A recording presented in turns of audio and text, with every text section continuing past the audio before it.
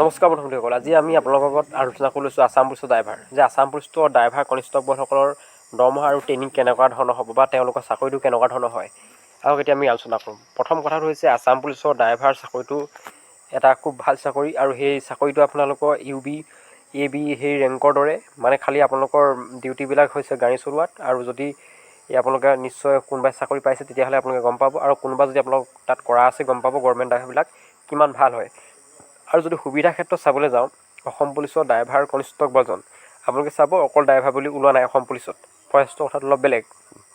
অসম পুলিচৰ ড্ৰাইভাৰজন তাত ড্ৰাইভাৰ কনিষ্টবল দিছে, মানে তেখেত এজন সম্পূৰ্ণ কনিষ্টবলী হয়। আৰু তেখেতৰ যিটো ইণ্টাৰভিউ পাতে, প্ৰথম দৌৰ হ'ব, দৌৰটো তেনেকৈ 32 মিটাৰ থাকিব, আৰু লং জাম্প থাকিব। এইখিনি গোটেই প্ৰচেছখিনি AB UB দৰে ছেইম হয়, কাৰণ যিহেতু দৰমহাৰো ছেইম হয়। আৰু ঠিক তেনেদৰে ট্ৰেইনিং কেনেকুৱা হয়, এতিয়া ট্ৰেইনিঙৰ কথা যদি আমি ক'বলৈ যাওঁ, ট্ৰেইনিং আছাম পুলিচৰ ড্ৰাইভাৰো সমানেই ট্ৰেইনিং হয় AB যিমান দিন হয় AB গতে। আৰু তাৰপাছত তেওঁলোকে যেতিয়া AB ট্ৰেইনিং কমপ্লিট হ'ব, পাছিং গ্ৰাউণ্ড পেইড হ'ব, তাৰপাছত আকৌ তেওঁলোকে 3 মাহ এক্সট্ৰাকৈ ট্ৰেইনিং ল'বলগীয়া হয়। সেই হিচাপত আপোনালোকে চাবলৈ গ'লে অসম পুলিচৰ ড্ৰাইভাৰজনৰ ট্ৰেইনিং প্ৰায় 15 মাহ হৈ আহে। কিন্তু বাকী AB হওক UB হওক তেওঁলোকক ট্ৰেইনিংটো 11 মাহ 9 মাহ, কেতিয়াবা যদি একো বন্ধ নাথাকে নহ'লেও আপোনাৰ 1 বছৰ কমপ্লিট হয়, কিন্তু ড্ৰাইভাৰসকলৰ কমপ্লিট নহয়। আৰু সাধাৰণতে আপোনালোকক ক'বলৈ গ'লে ট্ৰেইনিংটো 9 মাহত কাৰো শেষ নহয়, প্ৰায় মিনিমাম আপোনালোকৰ 11 মাহ 12 মাহ লাগি যায়, মানে 1 বছৰ লাগে। সেই হিচাপত কিন্তু ড্ৰাইভাৰসকলে আকৌ এক্সট্ৰা DM কোৰ্চ কৰিব লাগে, আৰু DM কোৰ্চটো কৰিলে তেওঁলোকে মানে মেকানিকেল ড্ৰাইভিং এই গোটেইখিনি কোৰ্চটো তেওঁলোকক শিকোৱা হয়। ট্ৰেফিক ছিগনেল আৰু লগতে MVI কিছুমান নিয়ম নীতি গোটেইখিনি শিকোৱা হয়। আৰু সেই ক্ষেত্ৰত আপোনালোকে যদি ড্ৰাইভাৰটো চাকৰি পায়, তেতিয়াহ'লে আপোনালোকে তাত প্ৰথমতে কি হ'ব, ড্ৰাইভাৰ চাকৰিৰ পাছত সেইখিনি ট্ৰেইনিং হ'ব 1 বছৰ, তাৰপাছত আকৌ 3 মাহ আপোনালোকৰ TM কোৰ্চ, আৰু তাৰপাছত আপোনালোকে যিকোনো আপোনাৰ অফিচাৰ লগত বা থানাত ক'ৰবাত গাড়ী চলাব পাব, বা মিনিষ্টাৰৰ লগত যিবিলাক ড্ৰাইভাৰ থাকে দেখিছে।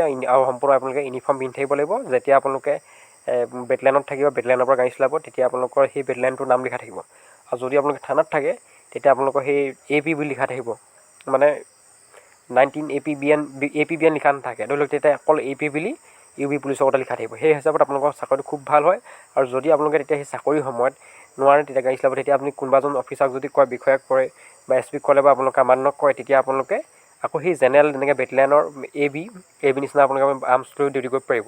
কিন্তু আপোনালোকে আৰ্মছ লৈ যদি ডিউটি কৰে, যেতিয়া আপোনালোকে চাকৰিটো পাব তেতিয়া গম পাব, আৰ্মছ লৈ যদি ডিউটিটো কৰা হয় তেতিয়া আপোনালোকে বৰ্ডাৰত থাকিবলগীয়া। বৰ্ডাৰ মানে কি, আপোনাৰ যিটো এৰিয়াটো, সেই আপোনালোকৰ বেটেলিয়ানৰ এৰিয়াটোত ডিউটি কৰিবলগীয়া হয়। গেটখন খোলা মেলাৰ পৰা আদি কৰি আপোনালোকে মুকলি ডিউটি কৰিবলগীয়া হয়।